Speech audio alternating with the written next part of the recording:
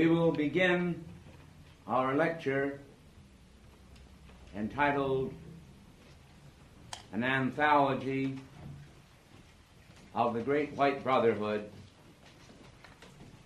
with the information involving the ancient dance that is practiced in India, involving the concept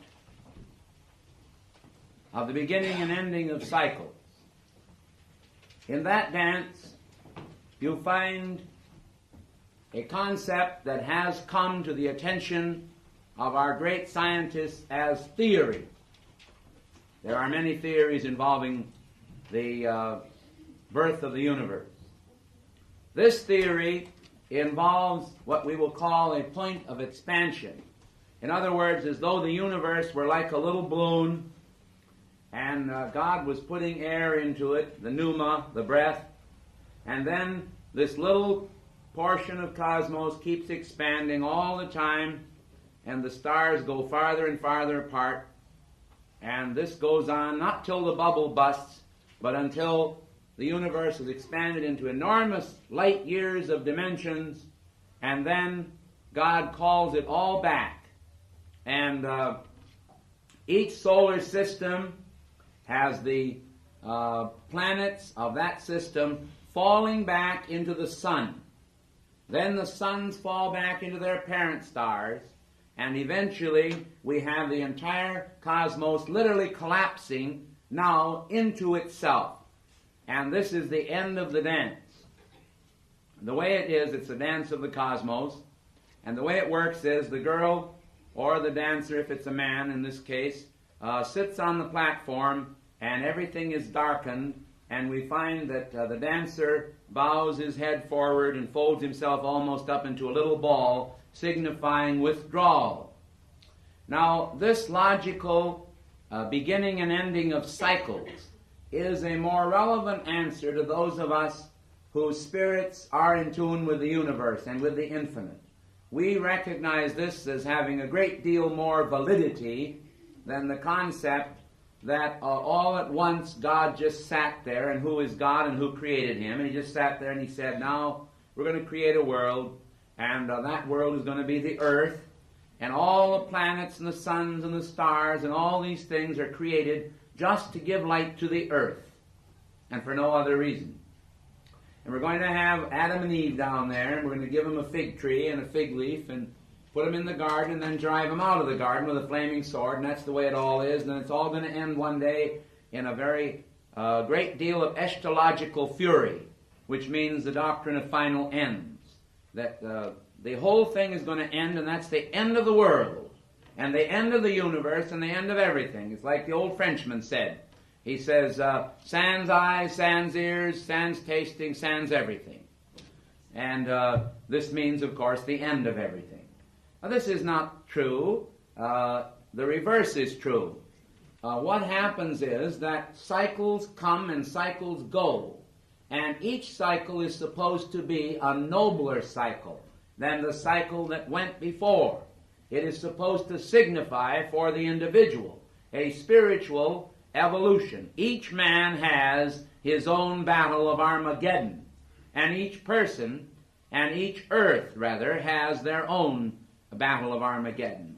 And each solar system has this, a sort of a struggle between the forces of light and darkness, because while darkness may be in one sense compared to the Ungrund, as the Germans say, which is a word meaning the uncreated, so each of us are products of both the creation of God, the Spirit, and the creation of self simultaneously. As we pointed out in previous lectures, a man has an idea, or he has a whimsy. It doesn't make any difference. Something is using everybody. Everybody's life is the product of the patterns that they hold in consciousness. And the patterns of consciousness work out very, very manifestly for everybody. In other words, you and I are not only a product of our heredity, we are products of our environment in a very real sense spiritually. And we are often not products at all of our heredity spiritually. Because if we ignore God, are we patterns of our divine heritage then? I don't think so. Because we have superseded this by our own environmental sense. And monkey see, monkey do. Now, it should be understood that there have been instituted by man regulatory agencies. That is to say, bodies of people that are supposed to do a certain thing to protect the people of the world, of a country, of a state, of a city, in such a manner as to protect their health, their welfare, their education. In other words, all the different functions of what life is all about. We consider the police department responsible according to certain capacities, and you consider the health inspector responsible. Let's take, for example, the dishwasher that we had over at La Tourelle, at headquarters. We had a dishwasher that did not heat the dishes hot enough to kill the germs. And as a result, every time any person on our staff had any kind of a respiratory disease or stomach disease, if they ever did, and some of them did, we spread it. And one by one, like little toy soldiers, we all fell down. That is wrong. Someone came along and they said, from the health department, you've got to change this dishwasher. And you've got to put one in that will not carry disease because it will sterilize every dish. And we did. And we stopped that business right then and there. You see what I mean? Now, just as we have regulatory agencies, and agencies that are charged with specific humanitarian and benign functions in this world, so we have a regulatory agency in the cosmos known as the Great White Brotherhood. The Great White Brotherhood did not start with Madame Helena Petrovna Blavatsky or with a Theosophical Society. It did not start even back in the time of Egypt, when Amenhotep IV was under the direction of the Great White Brotherhood and acted under their direction in bringing forth at Tel El Amarna the first monotheistic religion recorded in planetary history by our modern historians. It did not start alone on ancient Atlantis, which I do remember. It did not start on ancient Lemuria alone. In one very real sense, it has been recorded in the inner archives of the Brotherhood that the seat of the Great White Brotherhood exists in the constellation known as the Pleiades.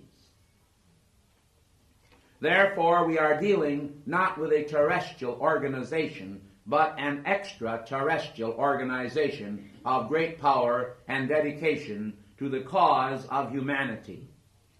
The Great White Brotherhood cannot be joined. No one ever joins the Great White Brotherhood. All those who desire to do so, however, may serve the causes of the Great White Brotherhood if they have contact with some branch or some individual who has the contact and can assist them in finding the answers they need in order to serve the master plans for the planet. There is one sure way that a man or a woman could become an excommunicated person in the Great White Brotherhood, even after they had been invited to join it and take its most juvenile studies, its elementary studies. And that is to tell someone you were a member. If you ever hear any human being tell you that they are a member of the Great White Brotherhood, beware. Because no one who belongs ever talks about it, even to their own wife. Nor do they talk about it to anyone. Because contact with the Great White Brotherhood is entirely inner. The teachings, the highest teachings of the Brotherhood, are released, however, through organizations such as the Keepers of the Flame Fraternity, when the great masters of the Brotherhood who have ascended are then permitted to admit that they are in contact with the Great White Brotherhood, that they hold some functional office in regard to some outer phase of the Brotherhood. I happen to be telling you the truth because, unfortunately, many people today join, for example, the Masonic Lodge, the Knights of Columbus, Job's Daughters, or anything they want to join. They join these organizations, and I don't mean that everybody that belongs to these organizations is wrong. They are not, certainly not. But the point is, people sometimes join the organizations in order to tell other people, I'm a member of this or that fraternity, and they like to make business connections with people. So they get acquainted with this brother or that brother, and they can in some way or other make a dime that way. That's not the reason why you become associated with the Great White Brotherhood. Now I want to set the record straight. Keepers of the Flame either do or do not have a contact with the Great White Brotherhood according to their own qualifications. In other words, just to actually pay $5 and read the lessons and have a membership card and attend meetings does not absolutely guarantee that you are going to be a member of the Great White Brotherhood. What it does assure you is that you will be given teachings that emanate from the Great White Brotherhood, that if you follow these teachings, if you keep your attunement and keep the flame of the Brotherhood and stand behind the fraternity, that there is a very strong chance that probably in the out-of-the-body state you will be initiated sooner or later into the Great White Brotherhood. Now, my reason for setting this record straight is because many people have all kinds of human notions about the fraternity and about the association of the Brotherhood.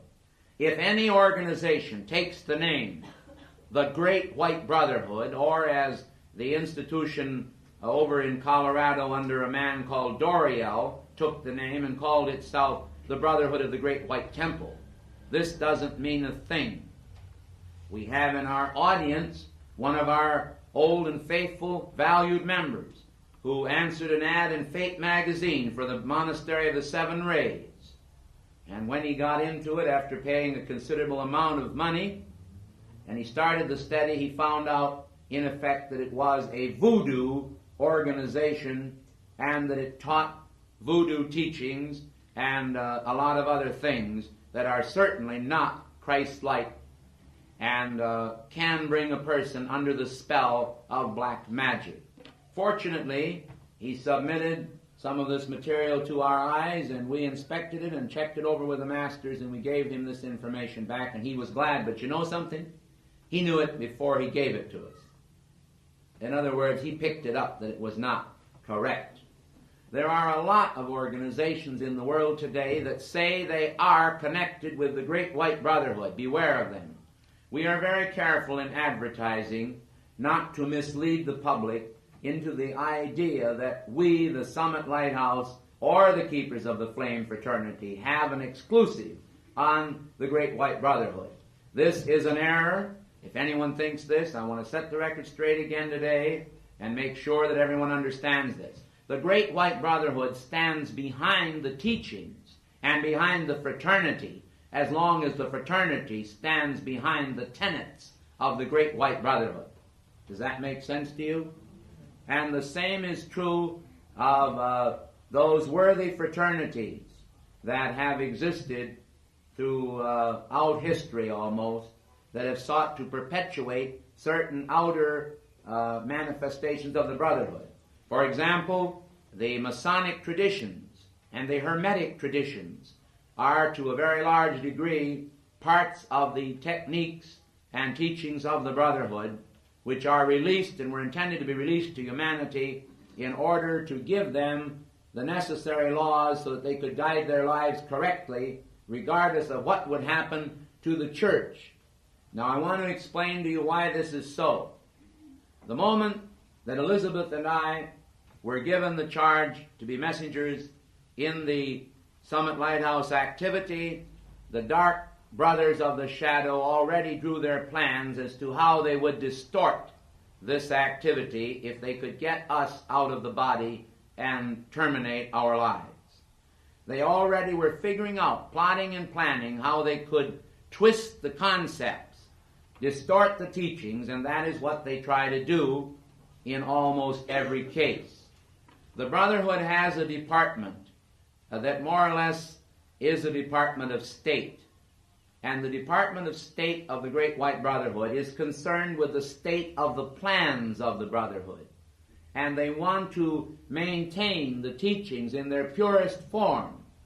I truthfully tell you today that in my examination and analysis of many, many activities and the teachings they bring, I have found very, very few accurate organizations that actually have a genuine contact with the Great White Brotherhood that can be relied upon under any and all conditions.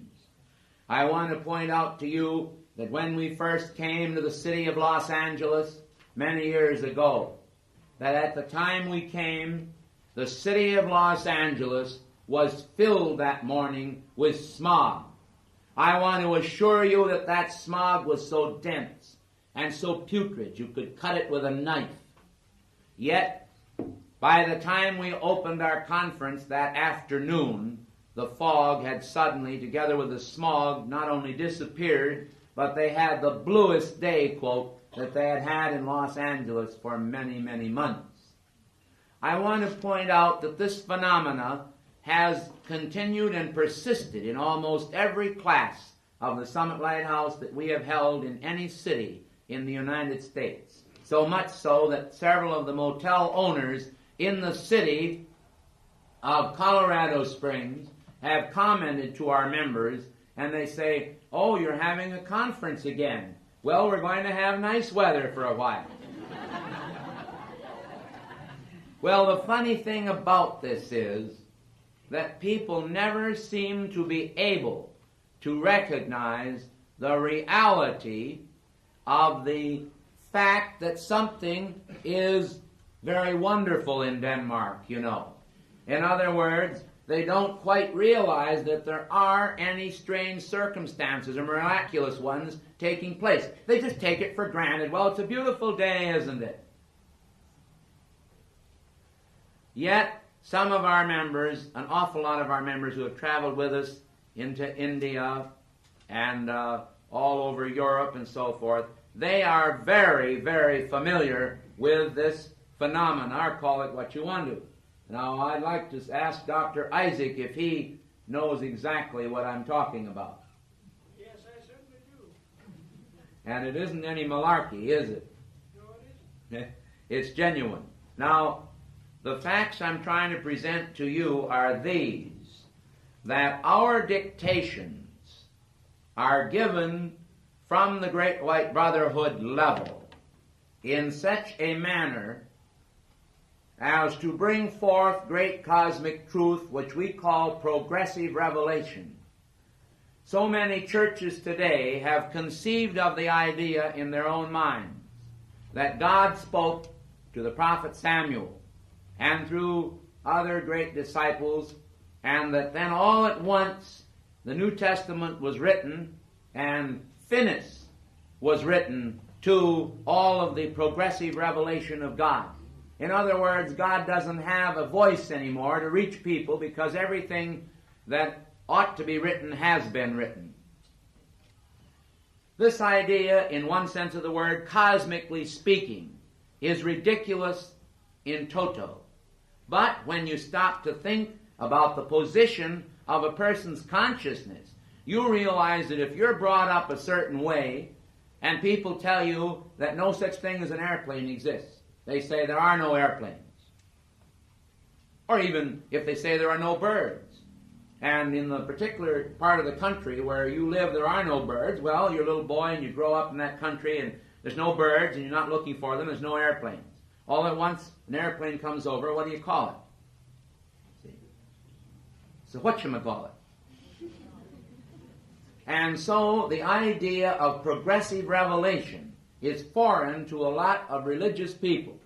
They do not understand that the Brotherhood maintains a constant contact with the people on this planet, not through necromancy, not through systems of trance, not through systems of psychicism, not through even spiritualism, but through the recognition that the ascended Christ consciousness, the ascended Master consciousness, is a very real manifestation. In other words, the angels that spoke to the people assembled on Bethany's hill after the ascension of Jesus on that glorious day, there they were, watching as their Master suddenly rose into the air and was received by a cloud out of their sight. Beautiful. And suddenly 2 white-robed men stood before them and said that they should not be troubled, because this same Jesus whom you saw go into heaven will in like manner come from heaven. He had also foretold this. He said, I ascend unto my God and to your God. This then was pointing out not that he and he alone ascended, for he said, I am the way, the truth, and the life. He pointed out that all of us should have an expectancy of our ascension. And this is the culmination of man's goal-fittedness. This is why we are here. We are here so that we can ultimately triumph over all conditions that are less than perfection. The statement in the Scriptures, be ye therefore perfect, even as your Father in heaven is perfect, do not allude in any manner to human opinions about us. Someone says, oh, they're not perfect, or they are perfect, but I saw them do something wrong, and therefore they're not. The perfection of God is within us. One of the greatest dangers in the universe is criticism, condemnation, and gossip, because it does not produce anything good for the person that we do it about, and it produces a great deal of harm to our own karmic pattern. So in getting back to the Great White Brotherhood, I want to explain that the ascended state is a natural state for everybody. People sometimes say, what is an ascended being? Jesus demonstrated before the public openly the beauty of the ascended state, and many have ascended since then. John the Baptist was the re-embodiment of the prophet Elijah, and he was the only man uniquely in history who, as the prophet Elijah, ascended in a chariot of fire, later to return to physical form and lay down the gift of his ascension, losing his head also for it, as you know. Jesus spoke of him and said that of all the men that were ever born of women, John the Baptist was the greatest, because, you see, the greatness, the uniqueness about John the Baptist was that he ascended and then took the state of a human being again in order to become the forerunner. Now, it is an interesting thing that Elisha, the disciple of Elijah, was Jesus. And Elisha, coming back into embodiment, you see, as Jesus, then was given recognition by his former guru or spiritual teacher, the prophet Elijah or John the Baptist. The point I want to get across to you as we go on with this anthology on the Great White Brotherhood, I want to get relevant points across to you. And this point that I want to make to you today is that the ascended state is a natural state, conferring certain qualities on people.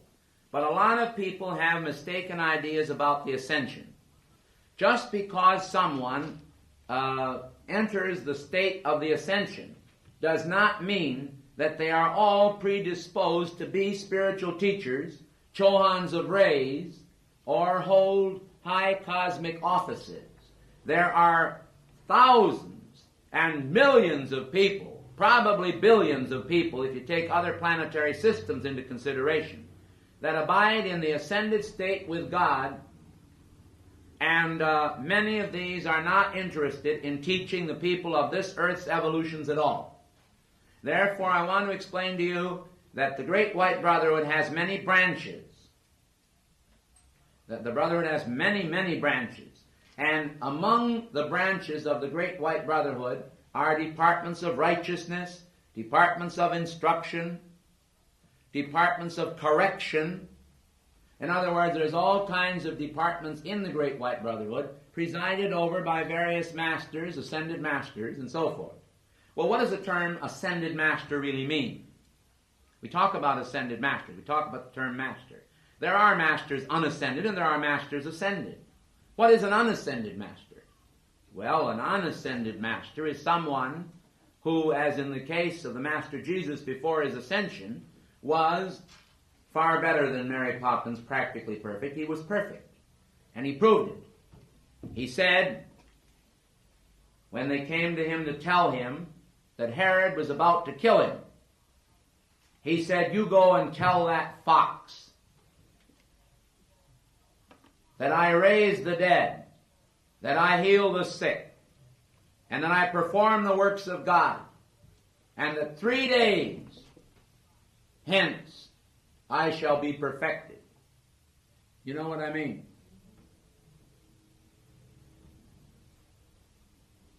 The thing you have to remember is that the perfection is always within us because we were created in the soul image. That inner perfection does not always manifest without fully, because we still have adjustments to make in our own conceptions about ourselves. We hold ourselves sometimes in low repute. Sometimes we hold ourselves in excessive repute. All right, you have the Great White Brotherhood. They exist. They are a spiritual organization. They are behind every single uplift activity upon this planet. I don't know of a single thing that has been ever done of a constructive nature that has not been inspired by members of the Great White Brotherhood or masters of the Great White Brotherhood upon this planet. Consequently, we should do everything we can to work in harmony with the Great White Brotherhood. Now, the Great White Brotherhood has nothing to do with race or with creed, human creed. In other words, the word white doesn't try to separate people from, in other words, the white race, the Negro race. It doesn't do that at all. The word white applies primarily to the nimbus, to the halo, to the aura of human beings. In other words, the average person today who has a lot of substance in their world generally manifests this substance so a trained observer can look at it. I can look at a person and instantly see exactly what they are, what they've done, and even predict in many cases exactly what they will do. But I want to explain how easy it is. Supposing, for example, that you have a person that's extremely intellectual. As a rule, this intellect will take on a golden color in a pure spiritual person, but if it's in a person who's brittle intellectually, in other words, they stand there to criticize everything, the critic will usually have mud in his aura. So you have a dirty yellow color. It's a dirty yellow color. Sometimes, if there's a lot of involvement with self-pity and other feelings, or even a superiority consciousness in some cases, the dirty aura, the dirty yellow color, will take on a sort of a greenish tinge, because the individual often becomes somewhat jealous of other people very easily, and is very easily hurt and very sensitive. Then, too, if a person is, supposing that we have very passionate people, well, they telegraph their passion, if you know what I mean. It goes before them. You see crimson flashes in the aura, and these flashes indicate an unbridled release of animal passions. So people don't really hide at all. And you take a person of great power, somebody that decides that they're going to tackle everybody physically if they have to. They're going to just grab people and say, you've got to do this or you've got to do that, or they're going to dominate people, or they get very pushy. Many times you have blue mingled with black in their aura. But this is a dirty blue and a dirty black. There are all kinds of colors that are in the aura. So when you're talking about the Great White Brotherhood, you're thinking more in terms of the purity of all of the color rays manifesting in the aura. So all you see is a beautiful radiant white, sometimes tinged with a pale violet color. In other words, the aura is beautiful and vibrating. However, as we have tried to explain, the aura does fluctuate. I've seen people have a very beautiful aura and then watch it change, or vice versa. Now, the story is told about the late Rasputin, who dominated the empress of the Russias. And I'm speaking now of the Tsarina.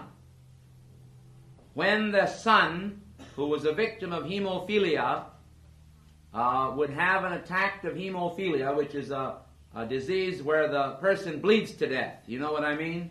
They take a tooth out, and then the doctor can't stop the flow of blood. Nobody can. Why, the Tsarina would immediately call in Rasputin, who was a renegade priest, a black magician, and a lot of other very undesirable qualities. And he was very difficult to kill, I might add, also. But this man would look like a snake in the grass. He was a terrible-looking man, just terrible.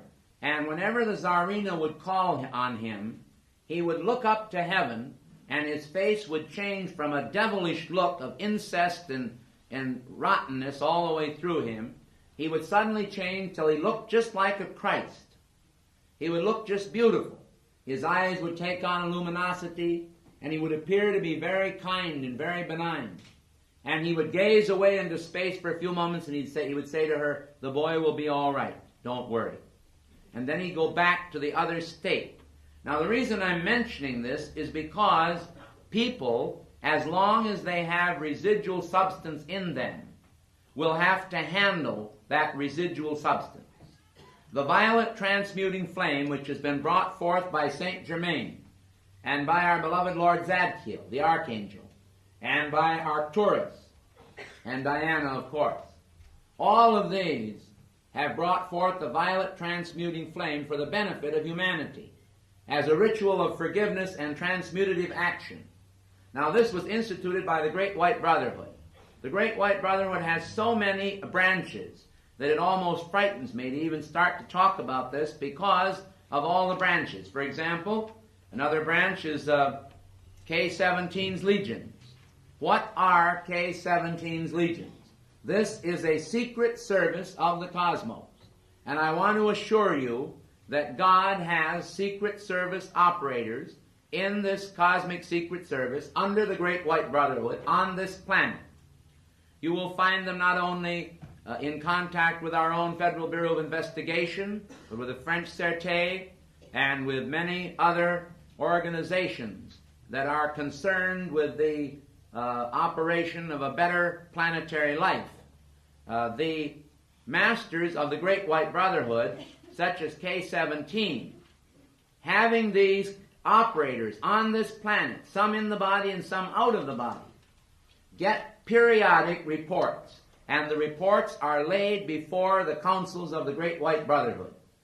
A lot of people think that a terrible storm, an earthquake, fire or flood, or something that actually wipes out thousands of people is always a simple act, that just happens that way. In many cases, it is a return of karma to a certain area. Now, I've told some of you of my own experience as an operator under K-17 before I was a messenger, and I would like to explain a little more of this to you. Here in America, I believe living in Los Angeles at times, is a man known to you as, oh heavens, I had his name 1 second ago, Alfred Hitchcock. Alfred Hitchcock, as well as Orson Welles, are both black magicians. Both of them are black magicians. I happen to know this to be true. Alfred Hitchcock is probably worse than Orson Welles. Orson Welles was responsible for the death of people in his expose on the radio of the War of the Worlds many years back. And Alfred Hitchcock, through his psychodrama and some of the writings of horror that he has written, has stirred up tremendous and macabre spirits in people, that where people are already misguided, they sometimes go into the sin of mayhem and other types of carnal acts, just because they pick up the vibratory action that he paints in his writings and in his movies. Now, in the case I'm about to tell you, it was in the state of Wisconsin. There was a man there by the name of Edward Gein. And Edward Gein was unbalanced and insane, but his townspeople did not know it. He, for many, many years, as far as we know, was carrying on a very bad activity of robbing the graves of corpses and then dissecting them. This, of course, was bad enough, but after his mother died, he became very disturbed, and he more or less, in an amateurish manner, I believe, embalmed her and propped her up in a room there where he could look at her. Then Mr. Gein proceeded to butcher any number of women and hang their bodies up, head downward, in a building and dried them out and dried organs of their body out. And he placed these on rocking chairs and everywhere in the room in a most bizarre manner. Now all of this was very distasteful to the hierarchy. It was known, of course. But the trump card was played when it hit the newspapers, because the day it hit the newspapers, women were sick all over the state of Wisconsin, and men were sick to their stomach too. There was a terrible, terrible situation involving that man, because the house in which he did all these things became a focus for astral horror. It was like Pandora's box. It became an opening on the face of the world through which the astral hordes poured. And because the attention of the people was put on the horror involved in all of this, it became a colossal and frightful manifestation which the Brotherhood wanted to seal and they wanted to heal. My job then, I was sent into this state with my car. My job was to get a group of fraternal people together to set fire to the building. Well, I went into this area, and I never talked to a single person. I never said a word to anybody. I just drove around silently. Now, please understand, I know exactly what I'm doing. Because if I start out from Colorado Springs, and I drive to Corpus Christi, Texas, all along the pathway, people join the Keepers of the Flame shortly afterward, and I never talked to any of them. Is this true, Alda? Absolutely. She says, yes, it is. Now, the point is that I knew exactly what I was doing there, because our Brotherhood trained me in this. We were able to make mental contact with the subconscious mind of many people. You can't break the law, and you can't incite to break the law. So I couldn't go to those people and say, let's set fire to this building. But we could see to it that a purging by fire was in order, and it was done, and the building was burned to the ground in which Mr. Gein had performed all of his terrible acts. He was then committed to an asylum. The point is that as soon as the flames consumed that building and all of the artifacts in connection with it, the horror pit was sealed, and the thing was stopped, and people began to breathe easier. Now, those who understand the inner workings of this will realize that this planet is a shadowed planet because there are forces operating on it that are anti-God, anti-Christ, anti-divine. These forces lead many people into strange and devious ways that are a far cry from the reality of Almighty God. And the Great White Brotherhood is always ready to stand guard. In one way, I was glad when I was taken off active assignment and active duty in the Brotherhood in this capacity, because I had to go wherever I was sent. I also had to engage in many functions. I don't mind revealing one more of them to you. You will recall the time where I told you a man rushed into the dining car and shot about 8 people dead. Well, what had happened is there was an incident in Texas, and it got top newspaper publicity. And because of the publicity, the dark forces then rushed into every unstable person they could find across the country and said, "Why don't you do it?" And so we were getting into a situation of where obsessional insanity was becoming very active in the world among the unstable people of the world. So I had to use one of the specific and special powers given unto me as an operator in the Cosmic Secret Service. And that power was the manifestation of control over nature, over the weather. And so I consulted with the masters on it and then set into motion one of the most terrible snowstorms that ever occurred in the United States. Crops were ruined all the way to Florida. It was a terrible devastation, but it was a necessary one, because I want to explain to you that whenever you do this, you create what we call a diversionary pattern. And the diversionary pattern takes the attention of these people off of the horror and to the business of simple survival. In other words, they went out, they had to go to the grocery store, they had to put chains on their tires, they couldn't get around. They had to be careful, they had to put their attention on their furnaces, which acted up. A lot of people's furnaces acted up. They had trouble because, people weren't expecting this sudden storm. And all of this attention, you see, becomes a preoccupation that takes their mind off the horror they've been reading about, and by the time they've finished the business of fighting the elements, why then you see things return to normal in their own life, and the dark forces are not able to start once again to activate them in the wrong way. I can guarantee to you that every time the newspapers carry a report of a rape, that there are many, many unstable, emotional people who decide, if George can do it, I will. You see what I mean? They read about it, and then they turn around and do it. Now, we know this, and we have long advocated a form of controlled journalism as far as crimes go, because we feel that our national newspapers, from the Great White Brotherhood level, we feel that our national newspapers, television, and so forth, in their manner of reporting, are proliferating most of these problems. In other words, they're spreading it all over the world. The fact that it's gone to Italy now and gone into Amsterdam, most of the bikes of Amsterdam are no longer sickles that are pedaled, they become motorized, and it's nothing to see some very unrighteous things going on even on motorcycles, strange as it may seem. I saw boys and girls carrying on something terrible in Denmark at 3 o'clock in the morning. Of course, you can always ask me what I was doing out at 3 o'clock in the morning.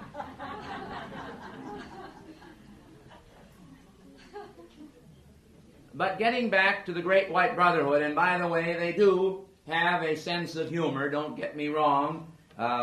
We may as well have a sense of humor about these things because the world is a very tense place. People seek a religious outlet. They want to know the truth of Christ.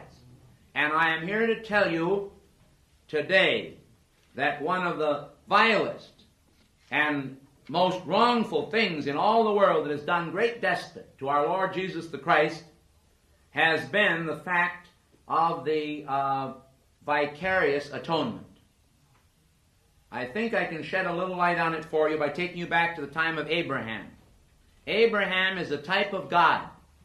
And when Abraham took his only begotten son Isaac out to the altar and laid that child on the altar, before he'd ever laid him there, little Isaac said, well, where will we get the sacrifice, Father? And he said, the Lord will provide. And so, just before he struck the fatal blow in this test, the angel of the Lord said, Abraham, Abraham, don't do it. And so Isaac was set free, and the ram caught in the thicket was sacrificed instead. In reality, you may as well realize that sacrifice was a human concept even in those days. God never required the sacrifices of bulls and goats or the shedding of blood, not then and not now. The real teachings on lost Atlantis, the teachings on Lemuria of the Great White Brotherhood concerning sacrifice, were very marvelous indeed. What had to be sacrificed was the prerogative of free will. People recognized that the free will had to become tethered to decency. In other words, just because I have the free will to take up a stone or take up a knife or take up a weapon and hurt someone is no reason why I should exercise that prerogative. I should be able to bridle myself. I should be able to control myself and to do what is right. Therefore, the old tenets, learn to do well and you shall, was what was taught long ago. The concept of God as the Son of Righteousness, risen with healing in his wings, was exactly the ancient concept. And when the children went to Sunday school, and they did go to Sunday school even back in Lemuria, they used clay tablets on which they had drawn the simple circle for the sun and the rays on those tablets. Subsequently, these were also used in Egypt. But the point was very simple. We did not have the complicated doctrines we have today. And the doctrine of vicarious atonement is such a doctrine. I can assure you that the death of Jesus Christ on a Roman cross was not essential to the salvation of man, because while this may be blasphemous to some people who have been brainwashed by the Christian church through a distorted concept that goes back between 500 and 600 at the time of Theodora and Justinian, the emperor and empress, who distorted much of Christian doctrine by their own direction and order, removing from the testaments, from the scriptures, the training on re-embodiment. Therefore, you should understand exactly this, that God never has and never will require any sacrifice from man except a living sacrifice. And a living sacrifice means that we are supposed to take our life, which we are given free rein over, and say, well, I'm given free rein over it, but I choose you, O God, because you're the best gift life ever has offered to us. I want you because the best things in life are free, and you're the best thing in life. I want to do something for my fellow men. I want to practice the golden rule. I want to live, and I want to do the things that are going to make a better world. I want to use your consciousness and your concepts in art, in music, in all the employment of happiness. I want to make a better world. This is what man can do and should do. The idea that God made a sort of a gambit out of the body of one of the ascended masters, namely his own son, beloved Jesus, that God said you've got to put him up on a bloody Roman cross and stick him up there in order to appease my wrath, is one of the most horrible and hideous concepts that has ever been brought out in the history of this planet.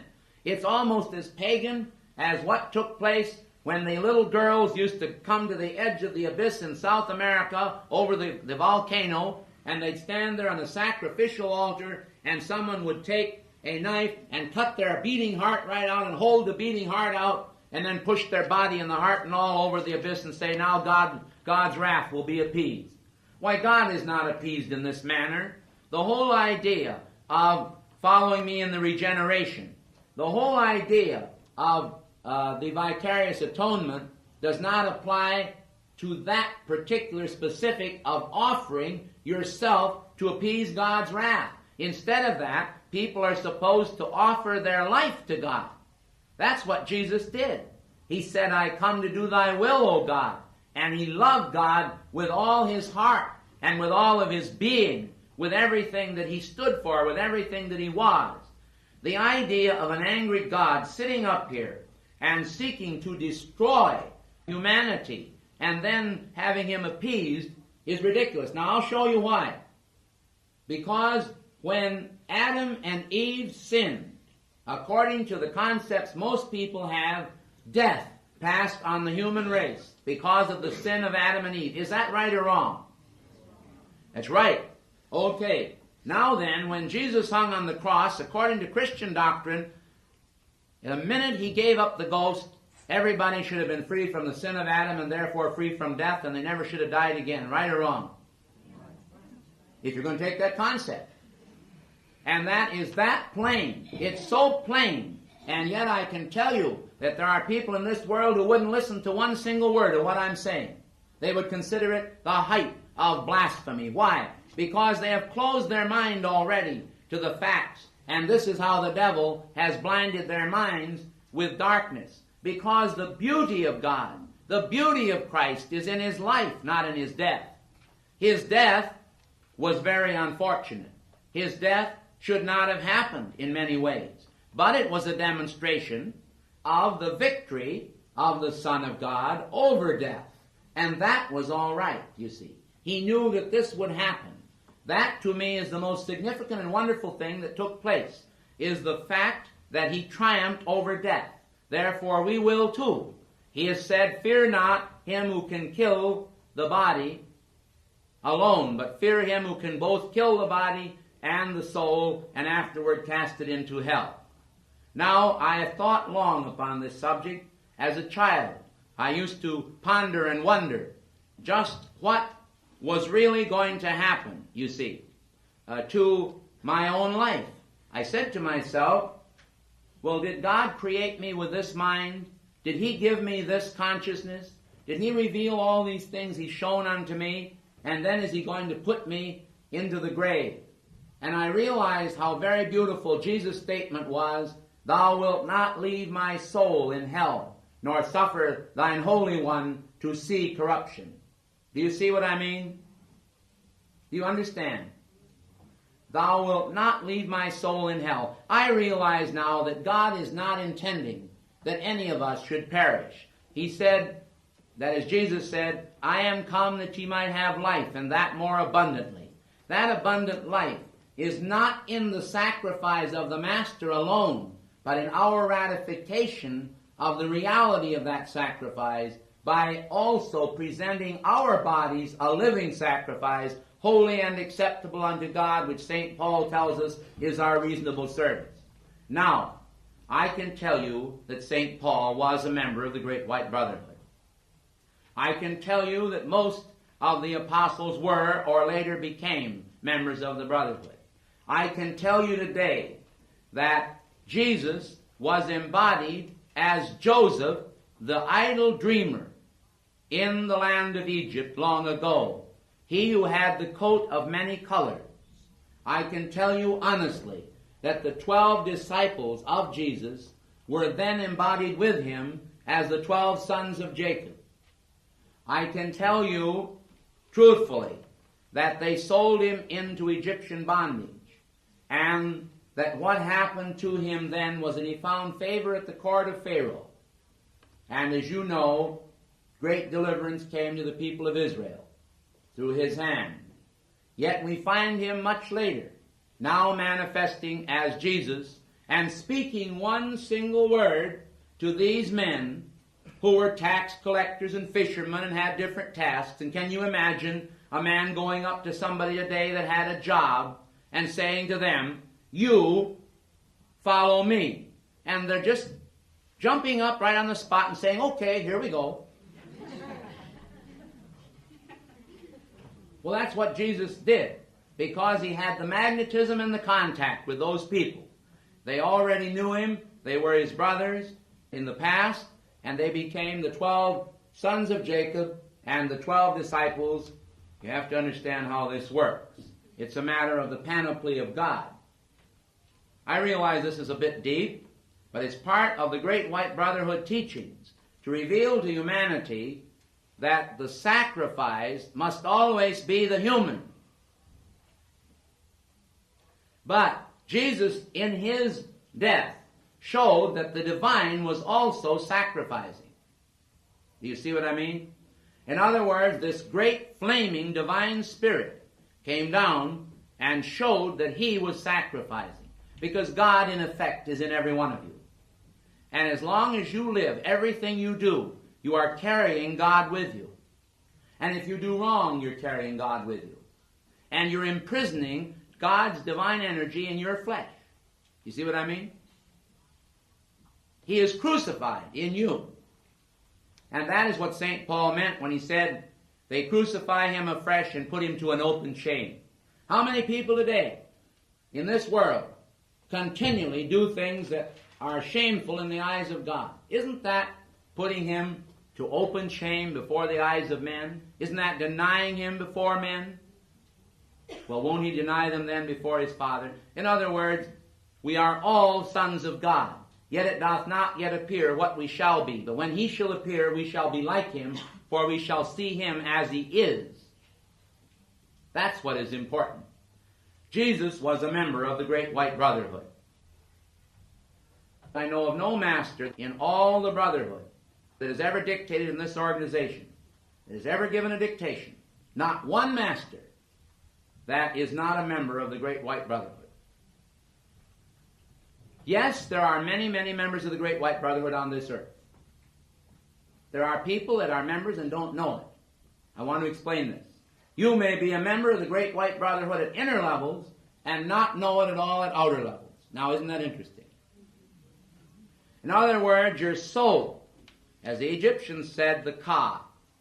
In other words, this may go out of your body at night, and you may attend one of the great conclaves of the Brotherhood in one of the temples of light. And you can do this for 20 to 30 years and never have any consciousness of it outwardly at all. You know what? All at once, you may get snatches of it. But you may have many mornings you wake up and you say, gee, I feel wonderful this morning. I feel so good and so happy. I don't know why I feel so happy, but I feel good. Because you've been to a great conclave, a holy conclave the night before, out of the body. Well, somebody will say, well, if I don't know it consciously, what good does it do me? You are a living soul. You're not just flesh and bones. You're a living soul, and the soul knows. And the soul is what knows the karmic pattern. So the Great White Brotherhood is really a wonderful organization that protects humanity. It releases the perfection of God to humanity. All the archangels are members of the Great White Brotherhood. All the Elohim are members. They're all members, every one of them. And this is not a club. It isn't like belonging to the yacht club. The Great White Brotherhood has tremendous power. Elijah the prophet was a member of the Brotherhood. Why, when you're in the Brotherhood, you can pray, and you get almost an immediate answer of as many thousand angels as you need. And the angels are organized in military legions. Now, I'm telling you, and I mean it, they are organized in military legions. And they have swords, and they're swords of light. I want to tell you what happened one time. I was speaking in New York City, and there was a young man there who was a paid hireling. The woman who owned the sanctuary, lock, stock, and barrel, she was a millionaire in New York. She had an organ in there, and she paid a man who didn't like my dictations, who didn't like me, and who had no use for the activity. And that man was playing the organ. And he did something against Master Moria.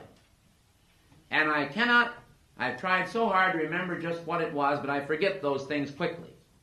And you know what happened? Moria was dictating. And all at once, and it scared almost the liver out of me, El Moria turned, and he swept my hand right over, and he pointed at that man. And he told him what he'd done against the light, so don't ever for 1 minute think that the masters don't have power. They have plenty of power.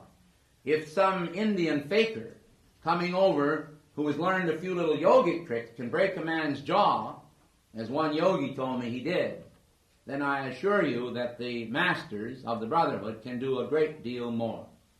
Don't sell them short. Try to find out more about them. We don't hide the information or the knowledge. It's here. But you know what?